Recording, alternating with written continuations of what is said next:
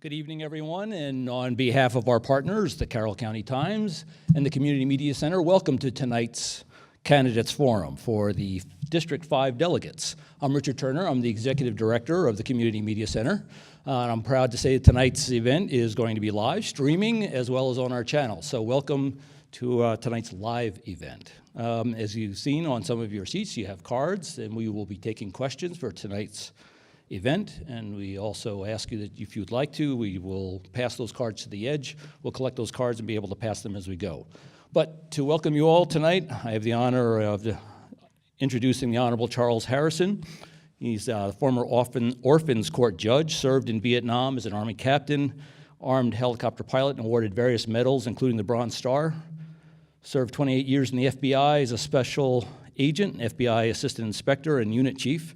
Also the founder of Harrison & Associates, LLC, an investigative and security consulting company. So if you want to feel safe, this is a good guy to be around. In addition to his other community service, he has the distinction of serving on our board of directors as its chairman. So welcome, Charles Harrison. Well, good evening, and again, welcome to the District 5 Delegates Candidates Forum. As Richard said, my name is Charles Harrison, and I'm currently chair of the Community Media Center Board of Directors. Tonight's forum is being held at the Community Media Center Studios in Westminster, Maryland. This program is being streamed live on channels 19 and 23, as well as on CMC's website at Carroll Community mediacenter.org. This forum will again be rebroadcast beginning May 21st.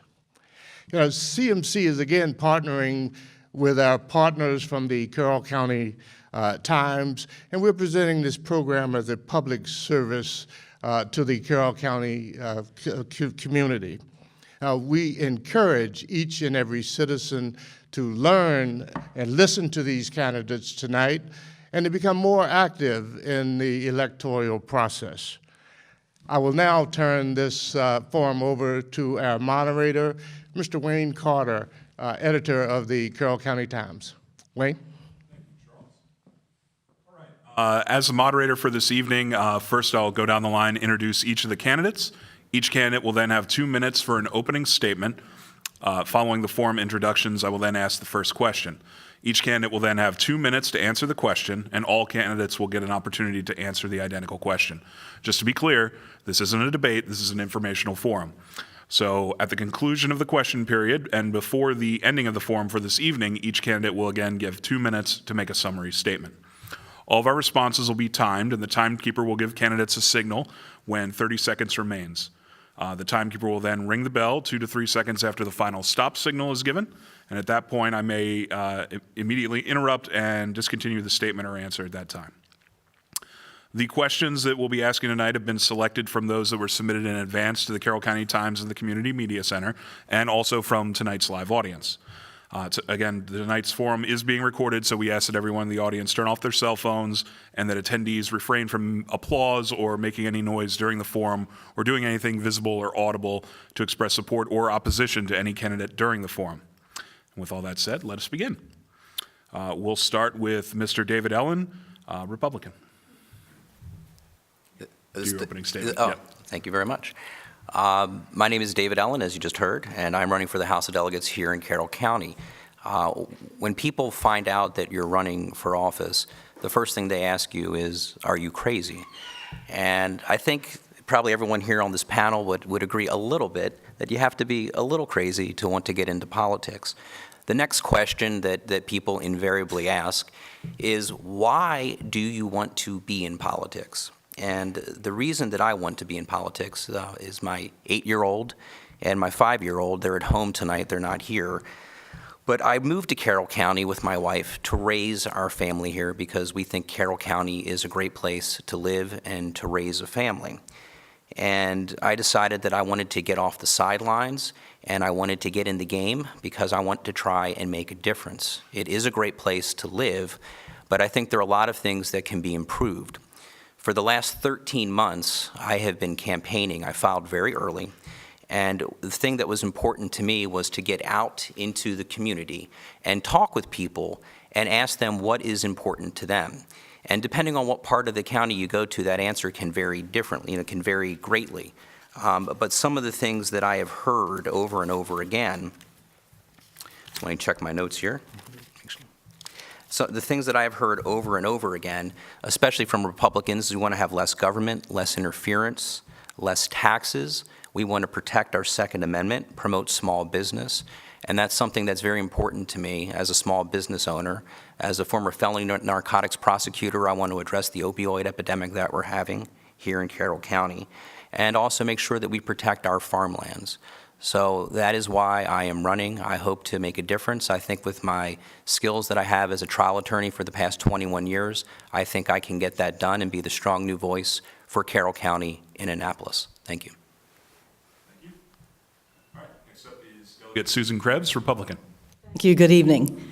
It has been an honor and a privilege to serve the citizens of Carroll County in the Maryland House of Delegates, and prior to that on the Carroll County School Board. My passion for serving our community is what led me to run for public office in the first place, and it's the reason that I have decided to run for re-election. After serving during the frustrating and challenging O'Malley era, it has been refreshing and energizing to work with Governor Larry Hogan and his team. We have had many successes during the last 4 years, and we're seeking another term to keep changing Maryland for the better. We have focused on solutions. We've stayed positive and never given up. I led the effort to rid Carroll County of the dreaded rain tax, and Governor Hogan followed up with a statewide repeal. I also successfully led the effort to reduce Maryland's death tax and worked to lower taxes for our retirees, families, and small businesses. We've been successful in restoring Maryland's economic competitiveness by cutting taxes, fees, and tolls, and eliminating hundreds of unnecessary regulations. And we've set Maryland on a new path that has empowered businesses to grow and create jobs for our citizens. Maryland is now open for business. Through our common sense, fiscally conservative reforms, Maryland has enjoyed one of the best economic recoveries in the country. We've improved from 49th in overall economic performance to 7th best, and we've created over 100,000 new jobs. We've worked to pass ethics reforms and to root out and eliminate the culture of corruption that was going on in Annapolis, and to restore public trust, accountability, and transparency within state government. As a former school board member, ensuring a quality education for all of our children has been a top priority for me. However, we must demand statewide accountability in turn for our investment in education spending. My husband, Mark, and I have 3 grown children and soon to be 3 grandchildren. We've been actively serving our community here in Carroll County for 33 years. I'm one of the few legislators in Annapolis with actual business experience, working as an accountant and advisor to both small and large business for over 20 years. And we have brought long overdue fiscal discipline to Maryland, but we still have work to do. Okay, thank you. Next up is Delegate April Rose, Republican. Thank you. Good evening, everyone, and everyone watching at home. It's been an honor to work on behalf of the citizens of Carroll County for the past 3.5 years. I'm a wife and mom to 4 great kids, and I live in Westminster. I've worked hard during my time in office to be a conservative voice as we fight a liberal agenda in the General Assembly. All too often, the concerns of rural counties like Carroll are ignored. It is my job to represent your voice as we fight for small businesses, lower taxes, reduce spending, property, and Second Amendment rights. My business background for the past 9 years has been in human resources with a concentration in IT recruiting. I work for a small service-disabled veteran-owned company, and one of my passions is to assist transitioning veterans as they transition from service into the workforce. My experience in the business world guides me as I review legislation that will affect the business community. I have a 100% pro-business rating, and I pledge to continue to be a strong voice for the business community. The governor has worked hard to try to provide tax, fee, and regulation relief to citizens and businesses across the state. I will continue to work hard with my fellow District 5 team to support the governor's efforts to truly change Maryland for the better. I'm happy to say that I've earned the endorsement of Governor Hogan for my re-election. He recently weighed in on the election with the following quote on my behalf.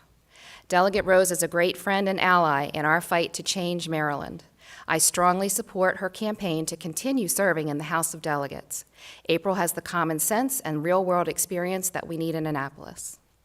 In addition, I have so far been endorsed by the FOP, the Carroll County Sportsman, the Farm Bureau, Sheriff Jim DeWeese, and I expect to receive the endorsement of the NRA, and I have the support of the Board of Realtors. It has been an honor serving you in Annapolis. I would love to have your support on June 26th so that I can continue to fight for your voice in the General Assembly alongside my great District 5 team. Thank you for your consideration. Okay. Next up, we have Miss Emily Shank, Democrat. I'd like to thank the Community Media Center and the Carroll County Times for hosting this. My name is Emily Shank, and I am running for state delegate. The reasons that I am running, there are two of them, are the same reasons I almost did not run. My daughters, May and Effie, are both under the age of 4. So as you can imagine, this is a special and chaotic time for my family. But when I looked at the future that they stood to inherit, I owed them better than that, and these issues were too important to sit on the sidelines. I personally am tired of politicians being elected, going down to Annapolis, and forgetting who sent them there. Instead, they stand on party line and they take their marching orders. That is the Annapolis political machine, and we have to break it.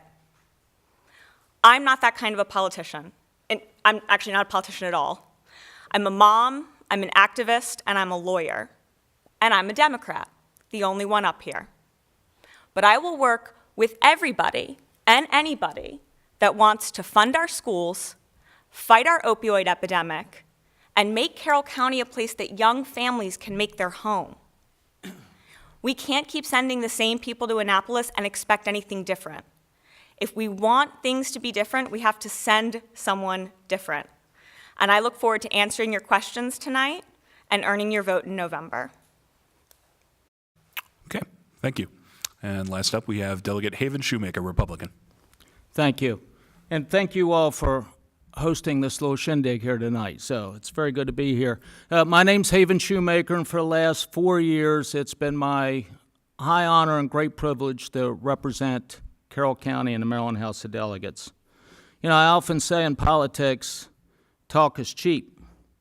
And when I ran for this job 4 years ago, I promised to uphold Carroll County's conservative principles.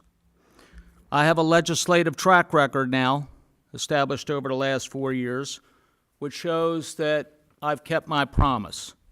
And you don't have to just take my word for it. You can look at the record. Associated Gun Clubs of Baltimore has given me an A+ rating for my Second Amendment stances. I've received the support of the Carroll County Sportsmen's Association for the very same reason. Maryland Business for Responsive Government has given me a 100% score 3 years in a row for my efforts on behalf of the business community. I've received an award from the American Conservative Union. I've been endorsed by the Carroll County FOP, and we found out yesterday that all three of us received the endorsement of the Maryland Farm Bureau. And when I ran for this job, Maryland was in a very different place than we are now. 4 years ago, we were 49th in economic growth. Under Governor Hogan's leadership, today we're 7th. As Delegate Krebs alluded to, instead of losing 100,000 jobs like we did under O'Malley, we've now added 100,000 jobs. Instead of raising 80-some taxes and fees, which occurred under the O'Malley administration, Governor Hogan has cut $1.2 billion in taxes and fees and returned that to the folks in Maryland. He hasn't done this alone. We've worked with him. I ask for your vote on June 26th. Okay, thank you. All right, so we'll get started on the questions. Again, we'll start with Mr. Ellin, and we'll work our way down, and then for the next question, we'll start with Delegate Krebs, et cetera. All right, so this first question, the Commission on Innovation and Excellence in Education, which is more commonly referred to as the Kirwan Commission, has been tasked with addressing state funding formulas among other education reform in Maryland. What is your take on the work of the Kirwan Commission thus far? Well, certainly next year is extremely important in the legislature as the Kirwan Commission came up with a new formula to determine the funding that Carroll County and every other county and jurisdiction will receive per student. And that is exactly why we need a strong new voice in Annapolis to be able to go down and to negotiate and to work with everyone down in Annapolis to make sure we have the appropriate funding for our schools. It's not only just a question of making the schools better, but we also have to work with the teachers and we have to work with the principals and all the people involved. But obviously next year will be important to make sure that we have the right funding for our schools, and nothing can be more important than that. Okay, thank you. Delegate Krebs. Thank you. I could talk about this forever, since education is sort of my passion. The Kerwin Commission has been very interesting. They were supposed to come back with their recommendations on a new formula by December of last year, and they halted that because they were focused on student achievement and where do we really stand in regards to the rest of the country and the rest of the world in having our students ready for the workforce. And we found that we are mediocre in the state of Maryland, and we've been saying that for a long time. When you look at the entire state, our students are really not performing the way that they should with the amount of money that is spent in the state of Maryland. So our focus should not just be about funding. You need funding, don't get me wrong, but that funding has got to be directed appropriately. In Baltimore City, we have one of the highest funding rates in the United States of America, yet they have 11% of their students are reading on grade level by third grade, and that is a key indicator of student success. So we can't just keep throwing money at doing the same thing over and over again, and hopefully Kerwin, when they finish their report, and it's been very extensive so far about focusing on student achievement, and what does that look like, and what does it mean? And then we say, what do we need to invest, and not just more seat time. Currently, we always talk about, let's just add kindergarten, let's add first grade, add pre-K, and add all these things. But what are we getting out of it? And in Carroll County, we get a lot of bang for our buck. I'm very proud of our school system, and we do very well. Obviously, we can always improve, but when we're up here, all of us, we have to look at the entire state. Baltimore City has the highest administrative costs in the nation as well. So we can't just keep throwing money at the system until we figure out who's performing, and we need to make sure that we give people incentives for doing well with our students and student achievement. So I hope everyone pays close attention to this. It will be a big issue. Again, it was supposed to come up this year. I guess it was an election there, and they thought that we put $1.2 billion additional into money under the Thornton Commission years ago, and we really have not had a lot of student achievement improvements statewide since then. So we need to go back and look at those things, and I think the Kerwin Commission is starting to do that, and I appreciate that. Okay, thank you. Delegate Rose. Thank you for the question. I think that serving on Ways and Means and on the Education Subcommittee, this is something that we've already been discussing quite a bit. I know that I share frustration with my fellow delegation members where the primary reason to have the Kerwin Commission was to come up with a fix to that funding formula, because Carroll, as we all know, has been suffering under that with declining enrollment issues. I think that something that we need to do is look at the investment and the return on investment. That's very important. And what I think has been valuable with Kerwin, and something that I've fought for while I've been in office, we really need to look at workforce development and what can we teach our children that are going to allow them to be successful and have great jobs moving forward. And those are the type of things that I hope that we put the investment in. And being on that subcommittee and being on that committee is something I'm really looking forward to discussing further. I want to make sure that our kids are learning computer science, computer programming, also putting money into career and tech centers, and getting kids workforce success in the trades and other areas so that our kids can graduate from high school and go on to a great career or go on to a college and do that as well. There's a lot of opportunity, and we need to make sure we're spending our money in a smart way. Thank you. Okay, thank you. Ms. Shank. So the Kerwin Commission, for anyone who is not running for office, the goal of the Kerwin Commission is to ensure that Maryland has a world-class education for our students. And as has been correctly noted, right now we are middle of the pack.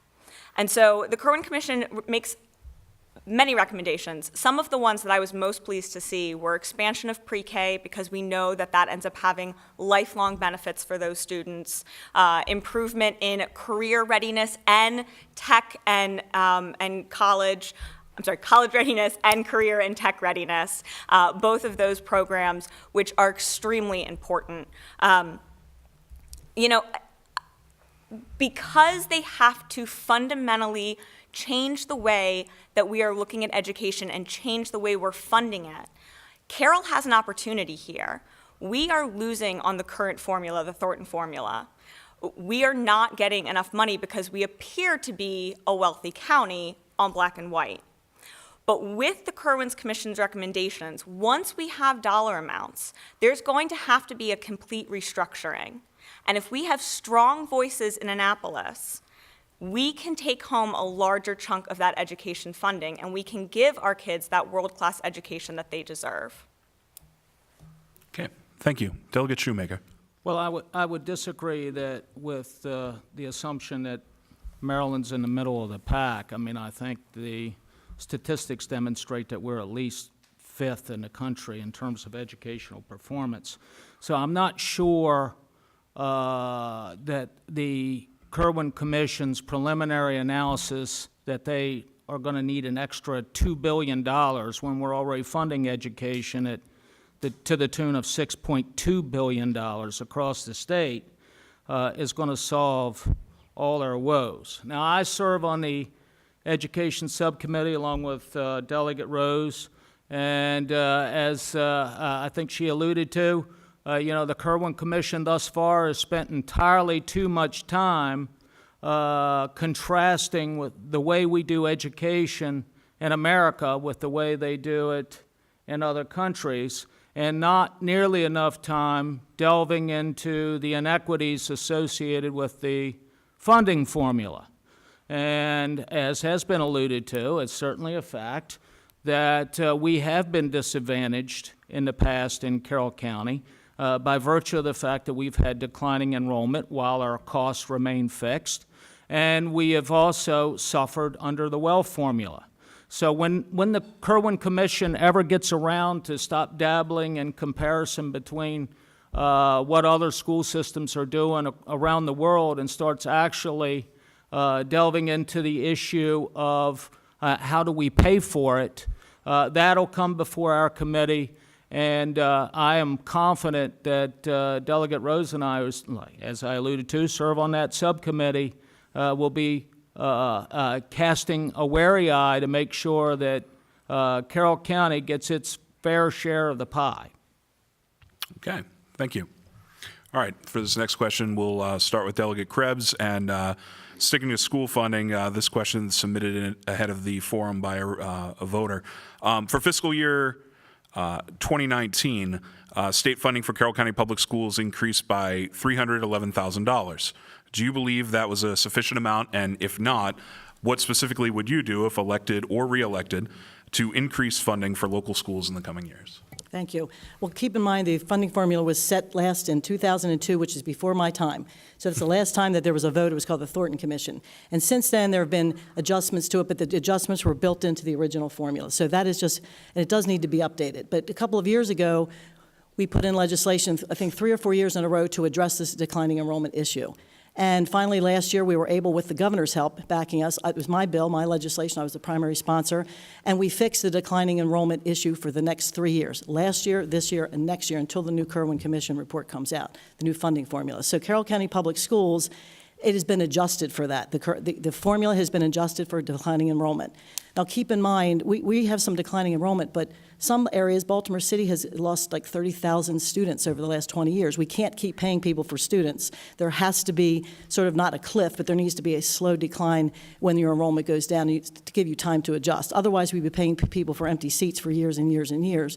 And other school districts like Montgomery County are growing by 3,000 students a year. So we got to remember, we're one part of a whole cog of the 24 jurisdictions. But we did get $4-some million, and it's over 3 years for our declining enrollment, and that was a big deal for us to get. We also got about $450,000 extra for the community college on an annual basis for them being a small school system. So they were big achievements for us last year that affected our county in a positive way.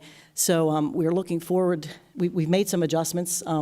And the delegation was all co-sponsors of that bill. This governor signed the bill, and we partnered with Baltimore City because they have declining enrollment also, and a couple of other small jurisdictions have smaller amounts of declining enrollment. So I worked with all the people in those jurisdictions to adjust the funding formula for those 3 years until the new formula becomes effective. Okay, Thank you. Delegate Rose. Thank you.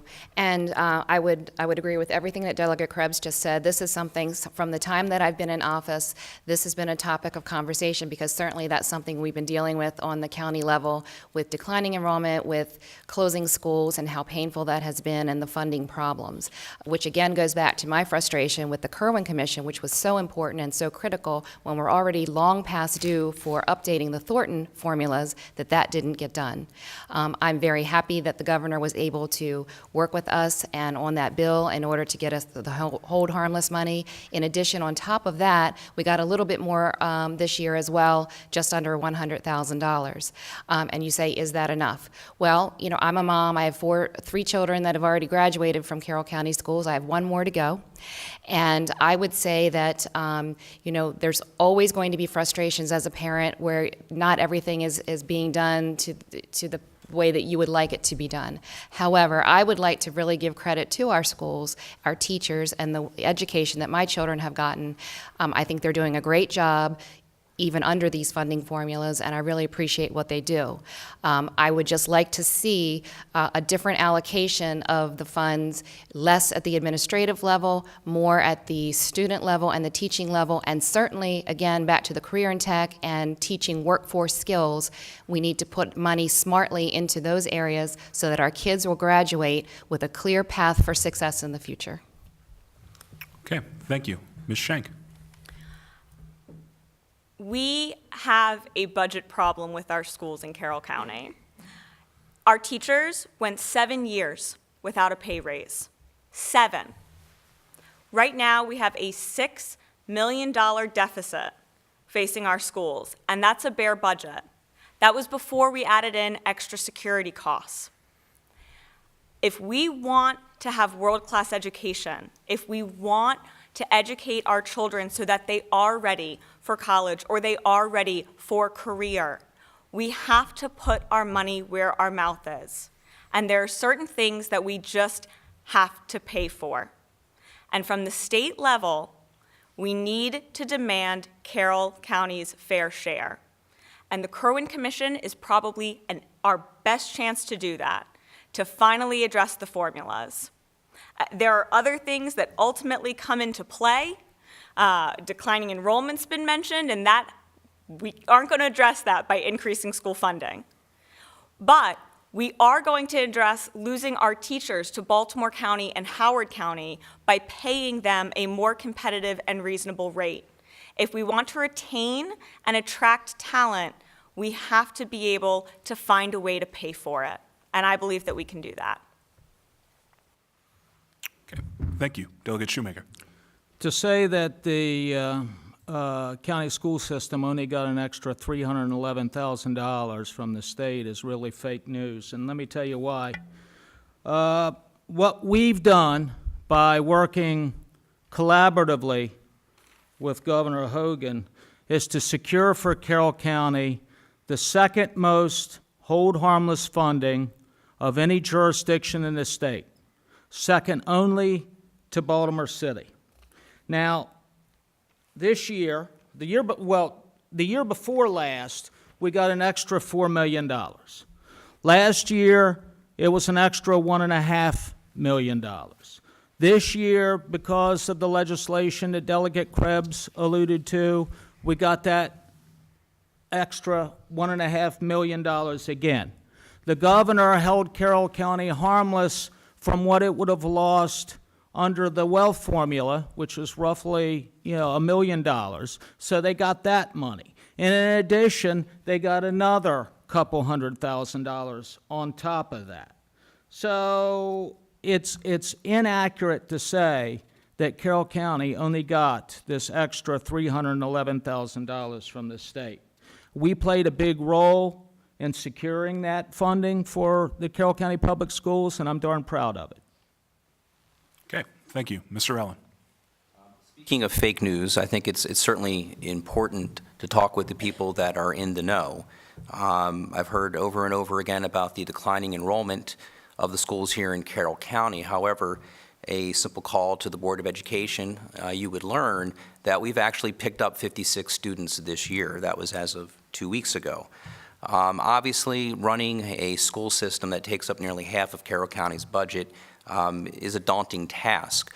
But as anyone who has run a small business knows, that there are certainly areas where things can be cut, there are areas where things can be improved, and certainly less for the administration and more for the teachers is what we need to do. We certainly spend enough on our education, but I don't think anyone in the school system would turn down additional funding that would help for a myriad of things, including more technology and better pay for our teachers so we can retain those teachers that are in our school system.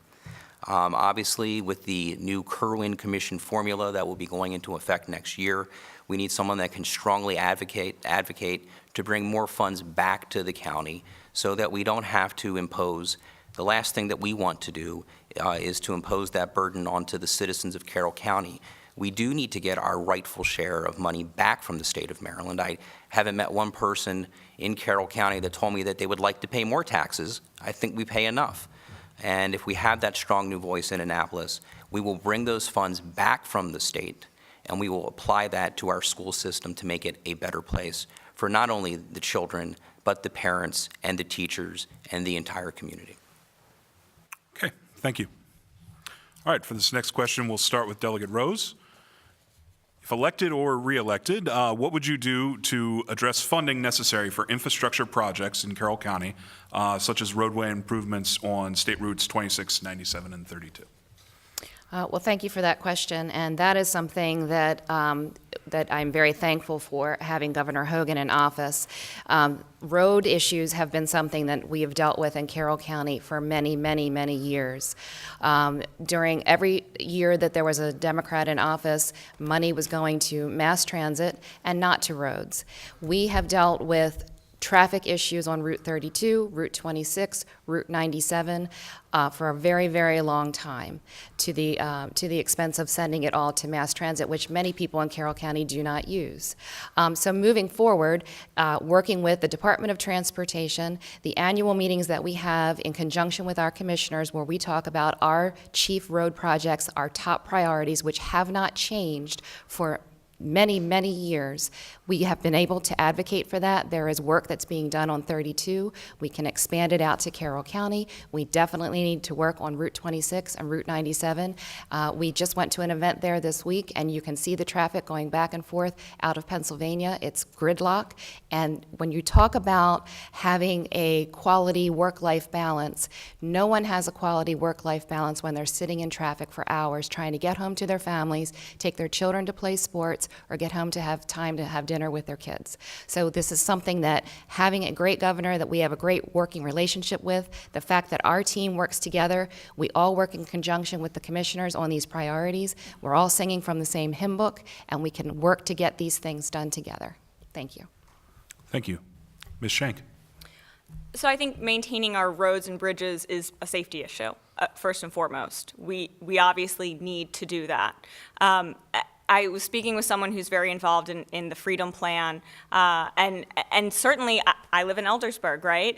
If you are on 26 at 4 o'clock, good luck getting to the other side of Eldersburg in less than 25 minutes. I understand people's desire to expand that, and I don't have any opposition to it.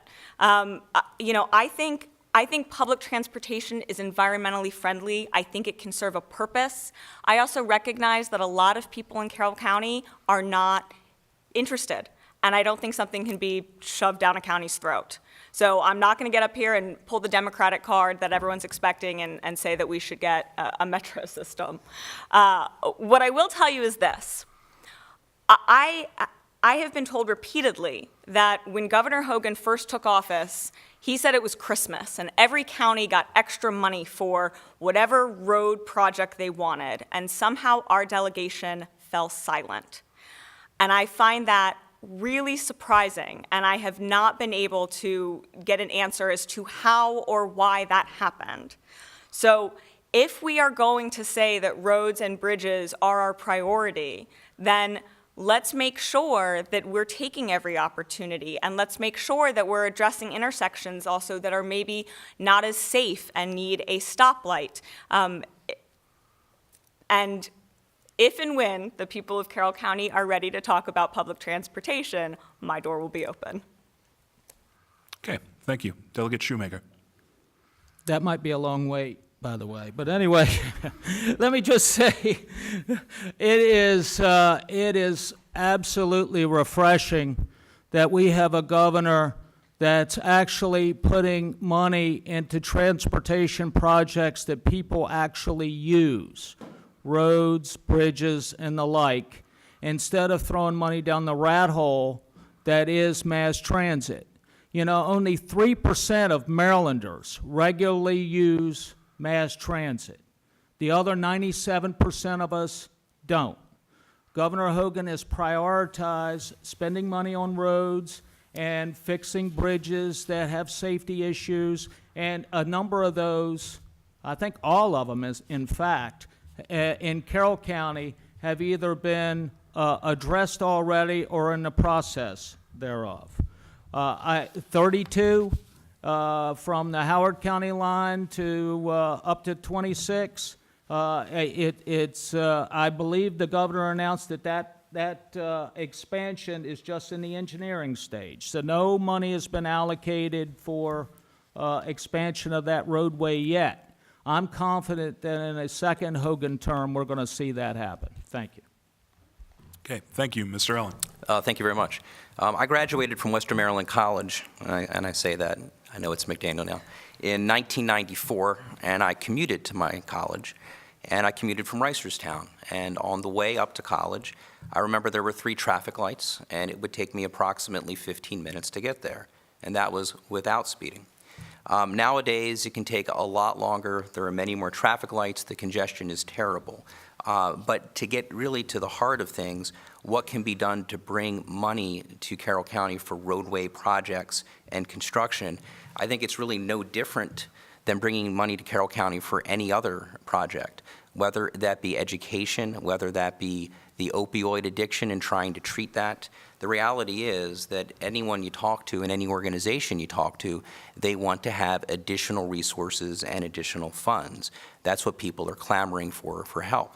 So it's not just a question of the roads, it's a question of everything, that you have to be able to prioritize, you have to be able to eliminate fat, and when you need money for certain projects, you need to be able to have the skills to advocate for that and bring those funds here to Carroll County.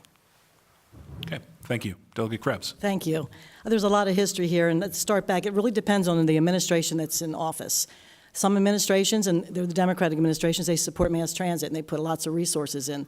When Governor Ellin came in, he supported roadways, and we got every single intersection on Route 32 widened from the Carroll County line all the way to Route 26. Every intersection has been improved, and that was done under Governor Ellin.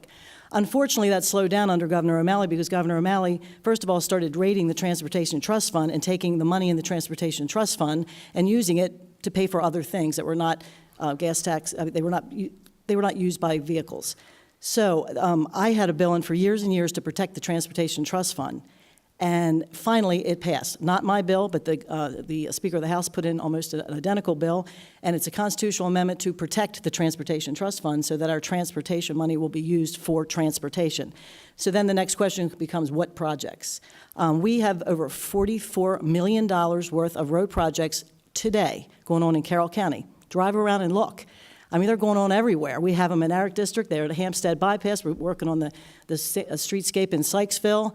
We've got a whole new intersection improvement where the Army National Guard Readiness Center is. So currently, right this moment, $44 million worth of your gas tax dollars are going to road improvements. Route 97, the project is paid for and ready to go. I can't remember all of the projects, but we have a lot going on. So Governor Hogan has taken over half of Maryland roadways in the last 3 years have been repaved that were long neglected, and every single bridge is either been repaired or is slated to be repaired by the end of his term. So I think we've done a tremendous job in Carroll County. If you just look around, one of the things we've got to do, though, is get our local government to start seeding some of this money. Howard County's getting their Route 32 expansion because their county executive put $16 million into getting their part of Route 32. So we have to have a collaboration with our local government as well. And we've also brought back the highway user revenues to our local government and to our towns. So you'll notice that streets paved in your towns, and that's from the highway user revenues. Okay, thank you.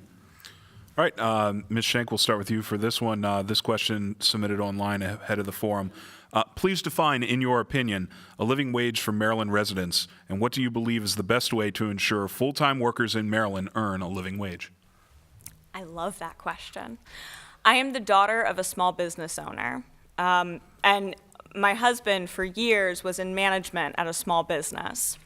So when I say that any regulation we pass that directly impacts business has to be passed with business at the table, please know that I mean that personally. I have sat at the kitchen table and decided if we could afford as a family to take a 50% pay cut because it might save someone's job.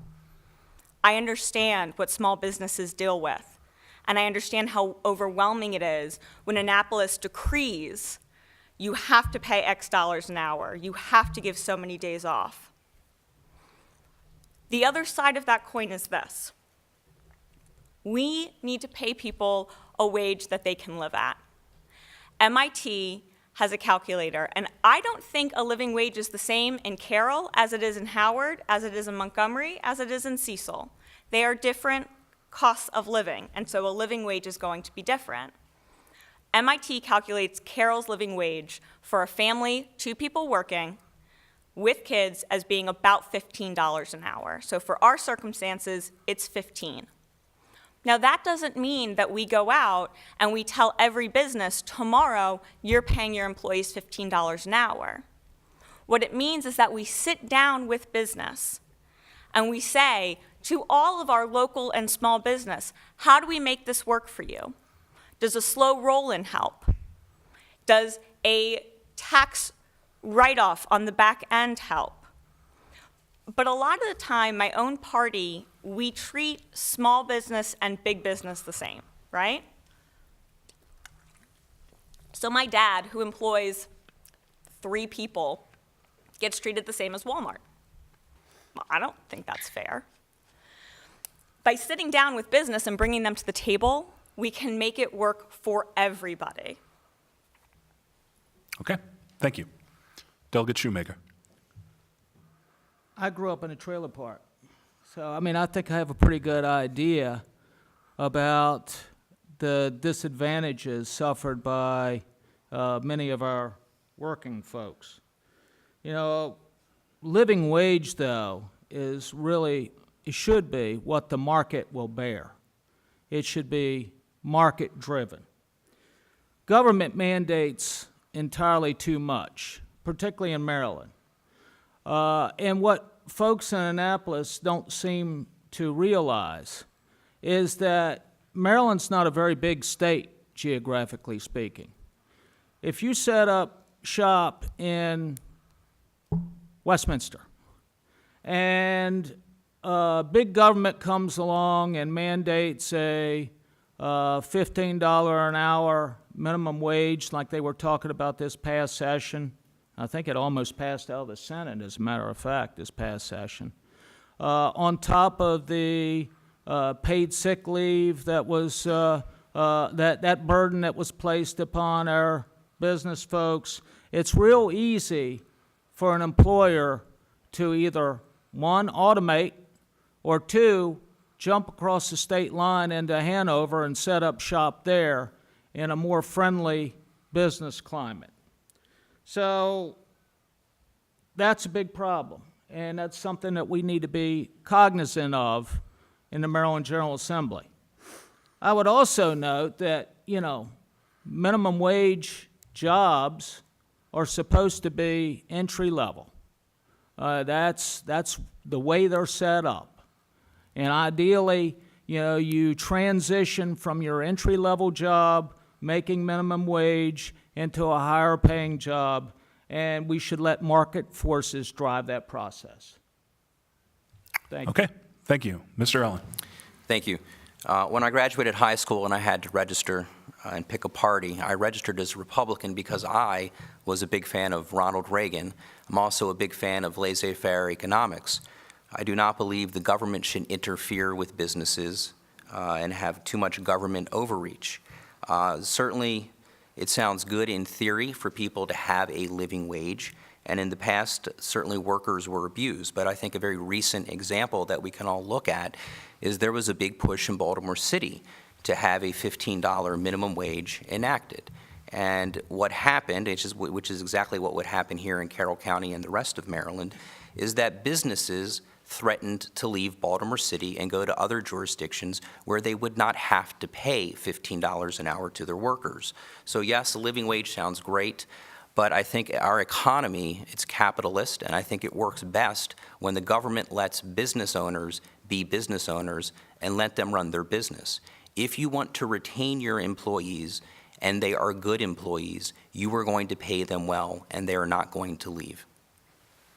Okay, thank you. Delegate Krebs. Thank you. I'm remembering back my first job, I was a babysitter and made $1.10 an hour, and then I got a real job at Reed's Drugstore and made $2.10 an hour, which was minimum wage at the time. And I was thrilled to death to get that job because I didn't have any skills. I was just lucky someone would take me on and hope that I did a good job. Unfortunately, wages have been driven so high now with this push for higher wages and this living wage that our youth don't work anymore. We don't have entry-level jobs for our youth, and that is really a shame because our youth are getting into other things that they shouldn't be. Very few children have jobs anymore because they're being taken by people trying to raise their families on this minimum wage or living wage. No one should live on minimum wage. No one should raise a family on minimum wage. Those people need to be trained and they need to be moved on into a better type of a situation. So the whole concept of asking people to live, even on a minimum living wage of $15 an hour, that's preposterous. That's impossible to raise a family on. So it drives up wages. I think it's been mentioned about allowing competition. Competition works. Right now, we're almost in full employment in this country. There's actually more jobs available in this country today than we have, there's more job openings than we have people looking for work. They're not all ready. They don't have the skill set. So I think with this tight job market, we need to push for job training and make sure people are ready and willing and able to work for these higher paying jobs because they are out there.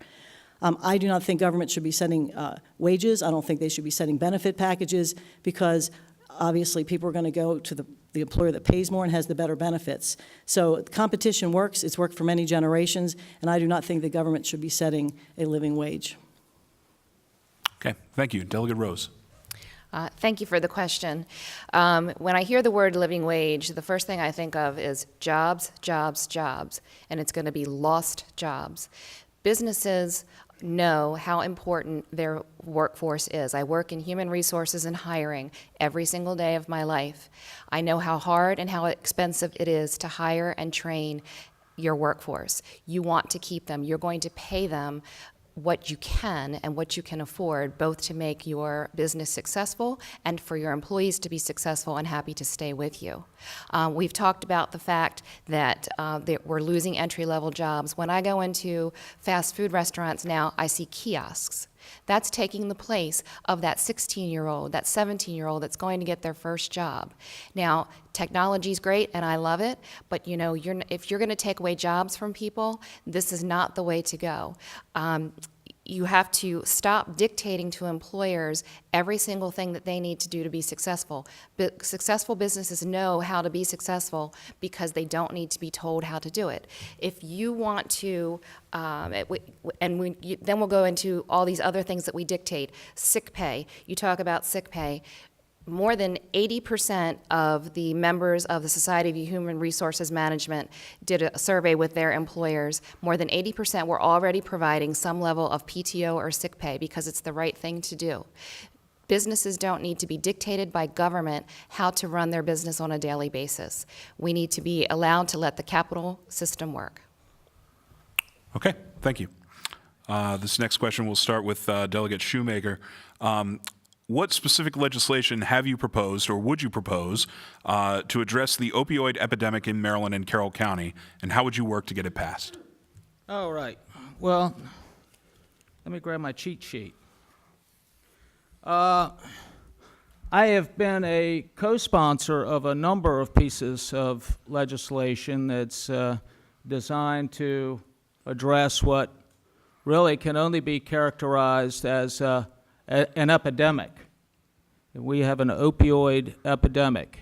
It's affected my family, close members of my family. I doubt there are too many folks in this room who've not been touched in some way, shape, or form by this opioid epidemic. Part of the problem, though, is that we're in a situation where heroin is cheaper to get than the prescription painkillers that got these folks addicted in the first place. And there have been pieces of legislation that have passed both in 2017 and 2018 to help address that particular issue. And the governor declared a state of emergency for the state of Maryland, freeing up resources that wouldn't otherwise be available to help the whole state address this opioid epidemic. Specifically, money's not the solution to all our problems. I mean, despite some of the things we heard about education and roads and the like, money is not going to solve all of our problems. But the governor has put his money where his mouth is. In the budget that we just passed in FY19, $163.7 million was invested in existing non-Medicaid substance abuse and disorder treatment programs. Thank you. Thanks. Mr. Ellin. Thank you. As a former felony narcotics prosecutor in Baltimore City, I saw firsthand the devastating effects that opioid addiction can have on families, the effect that it has on crime. So obviously it is something that is extremely important to combat. I agree that you don't just throw money at a problem and that makes it better. If you're going to tackle any kind of bills to try to address the opioid addiction, I think perhaps the best one to start with is look at how people become addicted in the first place. And many of the people become addicted because they suffered some kind of injury that required them to, or their doctor prescribed them medicine that they became addicted to. And one of the reasons that that's happened, and I think that's come to light nowadays, is the pharmaceutical companies. The amazing amount of money the pharmaceutical companies made by getting doctors to prescribe more and more opioids. So if you're going to pass any kind of legislation, I think that is an excellent place to start, is to rein the pharmaceutical companies in. And there are lawsuits across this country that have addressed that. But aside from addressing it with the pharmaceutical companies, a lot of it is dealing with these issues within our community. It's trying to remove the stigma of being an addict. That, look, you can come forward. You don't need to hide. You don't need to hide in the shadows. Come forward. Develop better relationships with law enforcement. Obviously, there are times where people do need to be incarcerated, but there are certain drug court programs that work very well to get people back on their feet. Carroll County, and I've talked to a lot of people in our county that were addicts and are now very productive members of our society, and it's because they had help. Not necessarily because of legislation, but because of their family, their faith, their churches, and the community that's helped them to get back together. Thank you. Delegate Krebs. Thank you. We really do have a huge problem in our nation. Last year, overdoses killed more Americans than the Vietnam War, 50,000 Americans, and 2,000 in Maryland. And we had our fair share here in Carroll County. So Governor Hogan declared a state of emergency, and we basically have a three-pronged approach. We have prevention, treatment, and enforcement. And the governor set up an opioid command center with state resources to share information and to pull communities together, because this can't happen from the top down. It's going to happen from every community up, and that's exactly what we're doing here in Carroll County.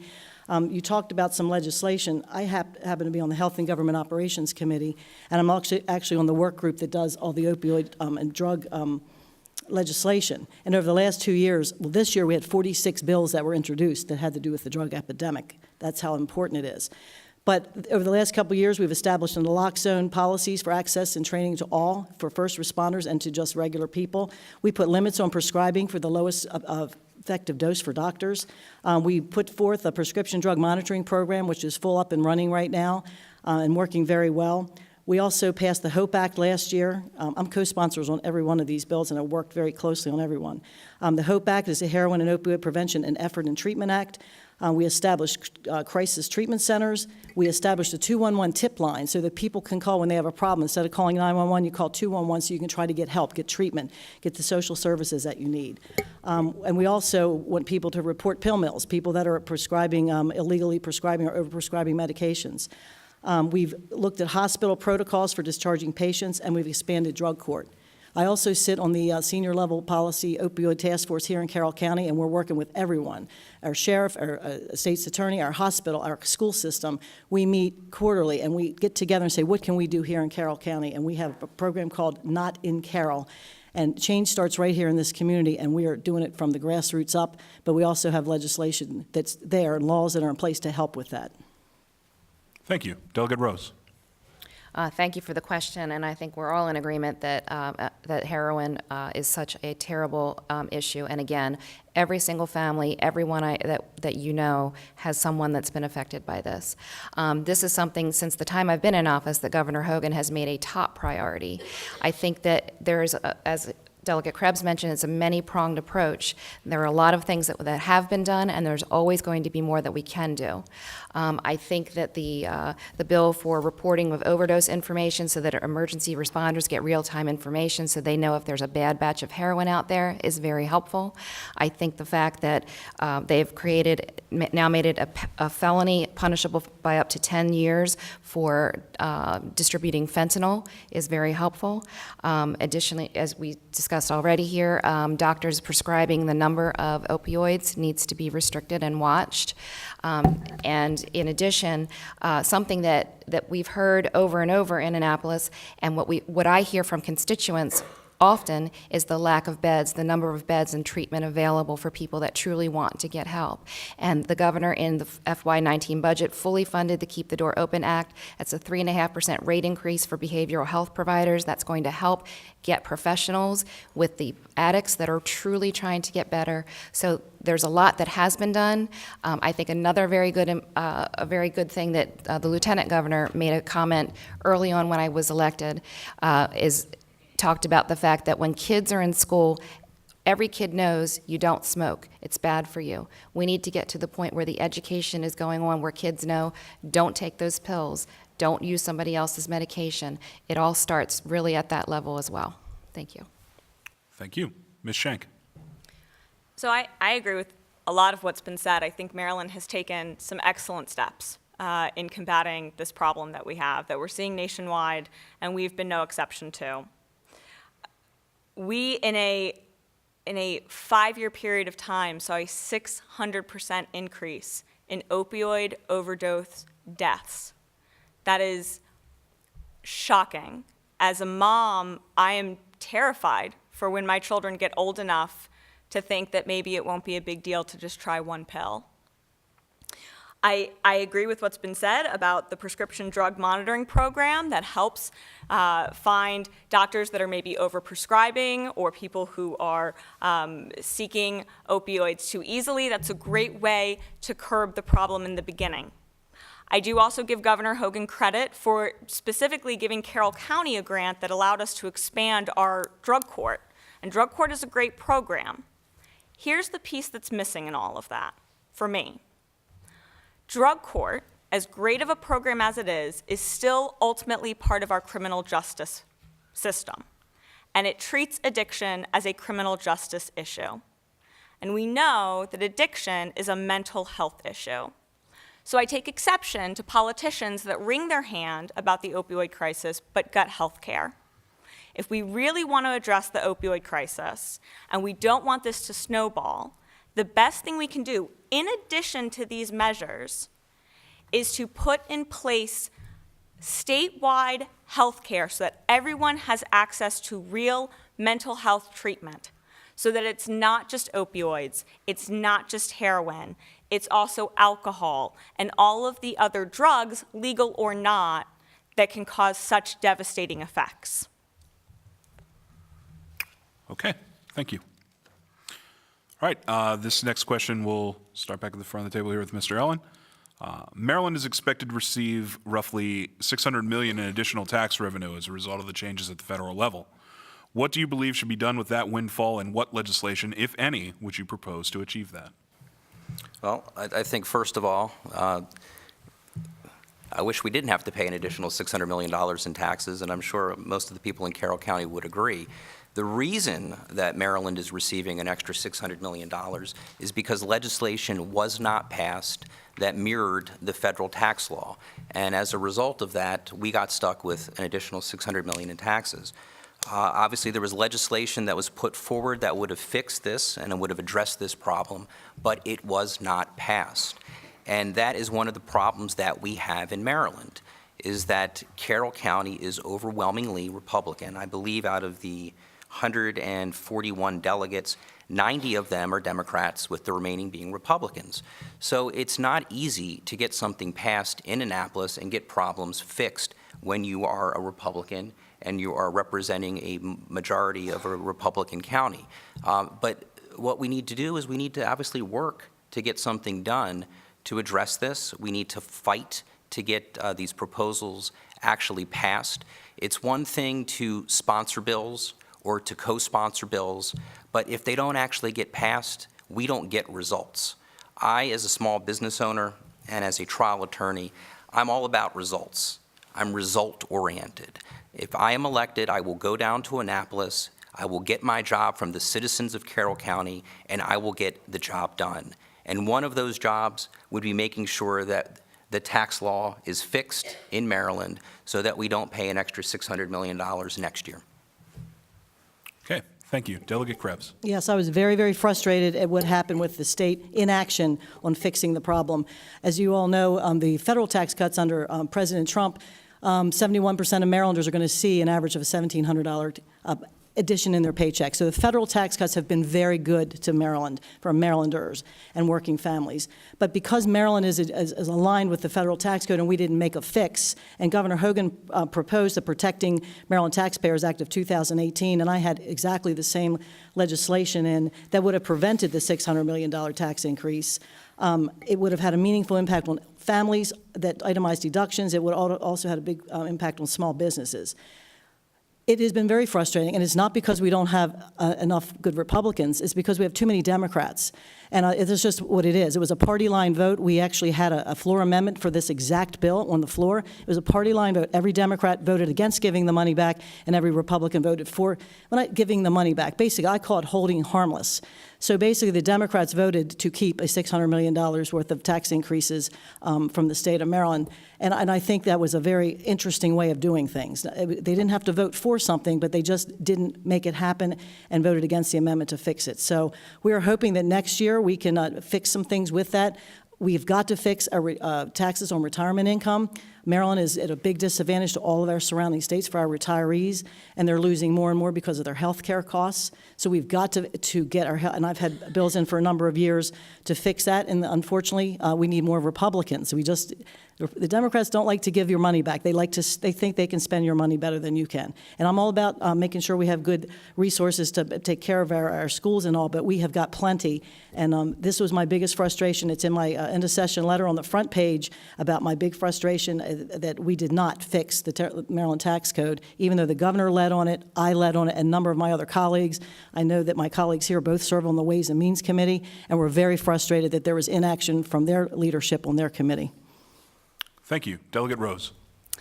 Thank you. And I share Delegate Krebs' frustration. Serving on Ways and Means, we do deal with all of the tax legislation. We had numerous bills that tried to tackle this problem in any number of formulas. And, when you look at numbers and you look at the number of Democrats that are in Annapolis, the numbers are the numbers. There's no magic words. There's no magic way of somehow casting a spell and getting the Democrats to somehow go along with some magical compromise. It doesn't work that way in Annapolis. The numbers are the numbers. We have a great group of Republicans. We work with strategy within our committees. We get the legislation that we can get passed to put as much money back into the hands of Marylanders as we can, of the citizens of Carroll County as we can. And we will continue to do that. But we need to continue to build the number of Republicans in Annapolis. We need to get enough numbers to sustain the governor's veto, and then it becomes a game changer. And then the state is no longer run by Mike Bush and Mike Miller. It'll be run by bipartisan of government that is much better for the citizens. We can make arguments. We make great arguments. We make them in committee, subcommittee, and on the House floor. At the end of the day, the numbers are the numbers. Okay, thank you. Ms. Shank. I will take exception to saying that we need fewer Democrats in Annapolis. I am hearing a lot of our current delegation express frustration, and what they are expressing is what I call the Annapolis political machine. And it is just that. It is people lining up on party line. But candidly, I am also hearing undertones of, we need more Republicans so we have more people on our party line. And that's not how you govern. That's not how you fix it. You fix it by breaking the machine. And that means that Democrats who refuse to compromise and will only line up on party line have to go, and Republicans as well. And we have to send people down there who will talk to each other and who will listen. Now, to answer the question of what we should do with this money now, I do think some of it needs to go back to the taxpayers. I also think some of it can go to address some of these issues that we are looking to fund. And I think if we can get a group of people in Annapolis who not only talk to each other, but listen. And by listen, I don't mean stop talking long enough waiting for their turn to talk again. I mean really listen and try and understand the other viewpoint. We could get a bipartisan coalition that would come up with a solution that everyone would be comfortable with. Thank you. Delegate Shoemaker. The actual windfall as a result of the actions taken by Congress in December to the state of Maryland is $547.2 million. So at least that's what the comptroller told us in March, right before the end of session. And as my colleagues have alluded to, Governor Hogan introduced a bill that we co-sponsored to hold Marylanders completely harmless from from the effects of the federal tax changes. As it turns out, as a result of the actions that were taken during this past legislative session, only a little more than $100 million is being returned to the taxpayers of Maryland in some way, shape, or form. I think every dang penny of it should have gone back. But the fact of the matter is, if you really want to know why they decided not to return the money to the taxpayers of Maryland, it's because Kerwin is in the offing.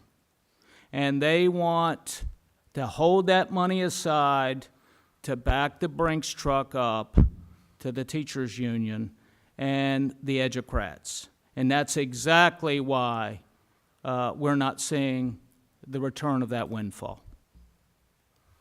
Okay, thank you. This next question will start with Delegate Krebs. What is one change, if any, you would make to Maryland's existing gun laws? One change? One change. I would make us have a right to carry, like most of the other states do. That would be my one change. And why?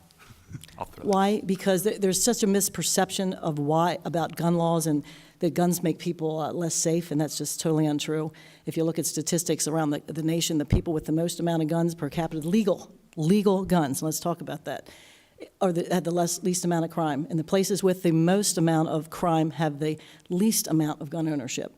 So I just think, why should we restrict people's right that's in the Constitution when it does nothing to curb violent murders and violent crime? And if you get past the rhetoric and you just look at the data, you look at Baltimore City, their gun violence. The the legislature, I voted against it, banned assault rifles a couple of years ago. We've never had a death in Baltimore City from an assault rifle. But they can go home and say, guess what I banned? Well, it didn't do anything. And at the end of the day, we need to solve problems. And it hasn't, what they're trying to do has never solved a problem.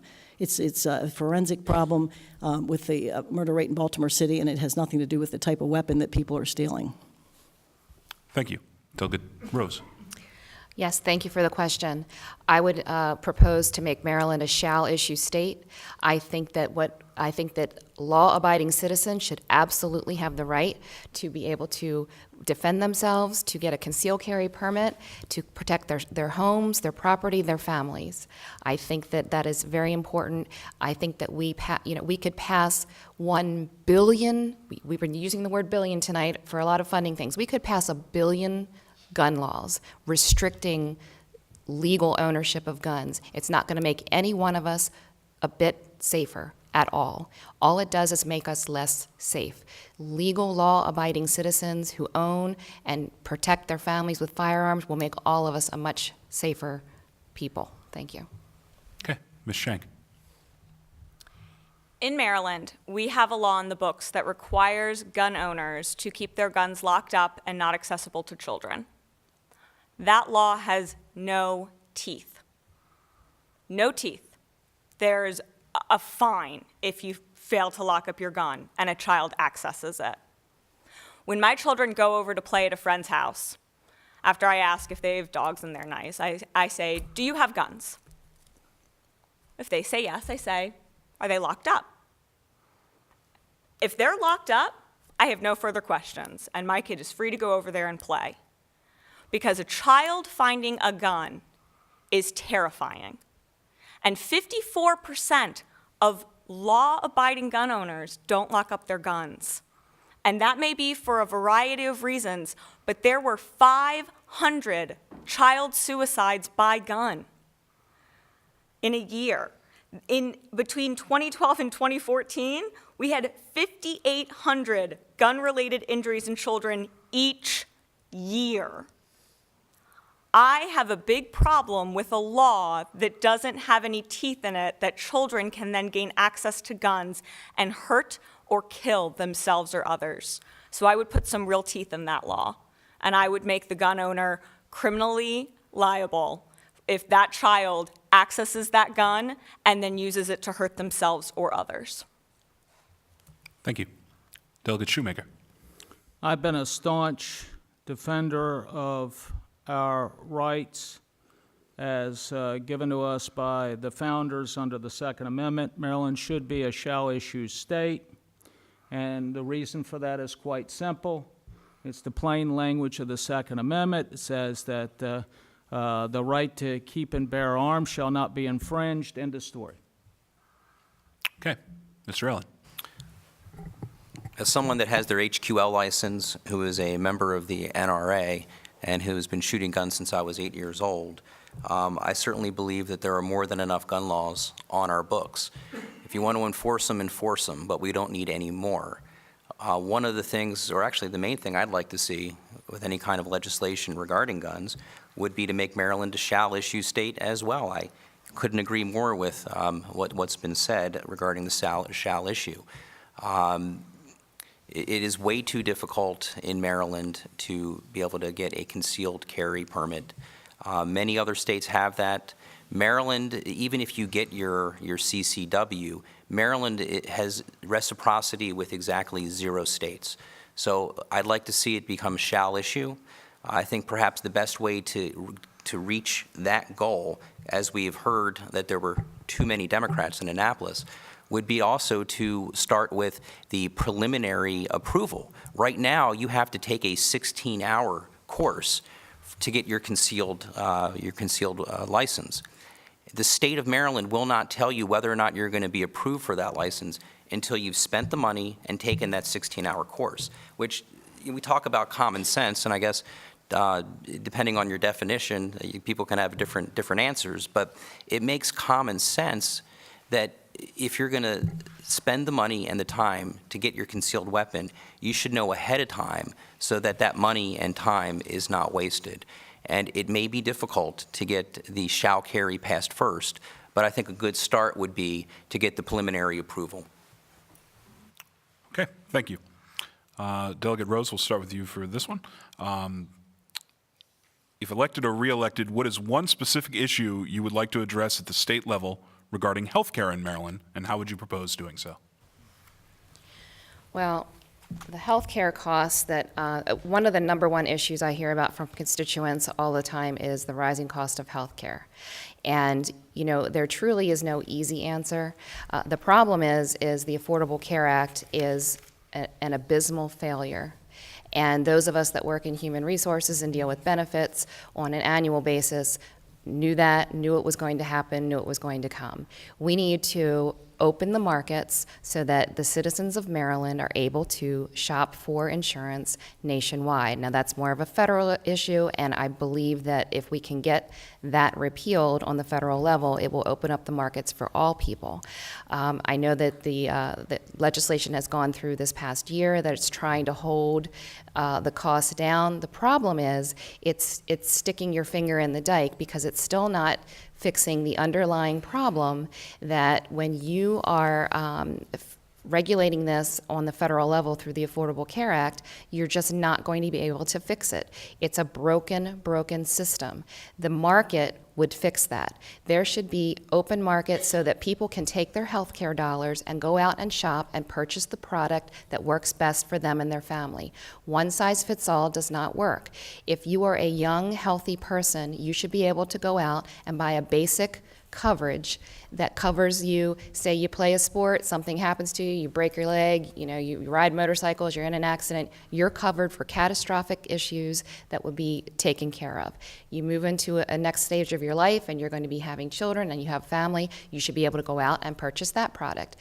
You need to divorce it from employers so that you don't really see the true cost. Most employees don't even realize how much their policies truly cost because they're subsidized by their employer. If people were empowered to hold those monies in their hand and go out and buy those products on the open market, it would revolutionize the healthcare industry. Thank you. Ms. Shank. So I agree with Delegate Rose on a few things. She may gasp and fall over. I do agree it should be divorced from employers. Healthcare and employers, it seems very random that has been paired in that way. I do disagree, though, that the open market is the solution. In the open market, women who may get pregnant are charged more. Pregnancies are charged at higher rates. People with pre-existing conditions either can't get insurance or can't afford it. People who need lifelong care end up with caps that are not at all realistic. So the open market is not the answer either. And the Maryland exchange is not working. Thanks to our federal government and gutting of the ACA and certain regulations, we are down to 2 insurers and the prices have skyrocketed, and this is not sustainable. Where I see the solution is creating healthcare access to everyone through a Healthcare for All initiative. And I think there have been some proposed by some gubernatorial candidates and by other candidates running for office that outline a series it would take. It's not going to be implemented overnight. Healthcare is complicated. It is too big.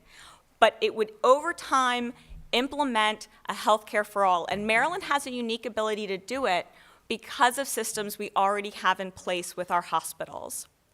We require that our hospitals, regardless of who's paying the bill, charge everyone the same amount. Now, when I learned that, I had a moment of, we need a law for that? Like, that's not just how things run, but apparently you do.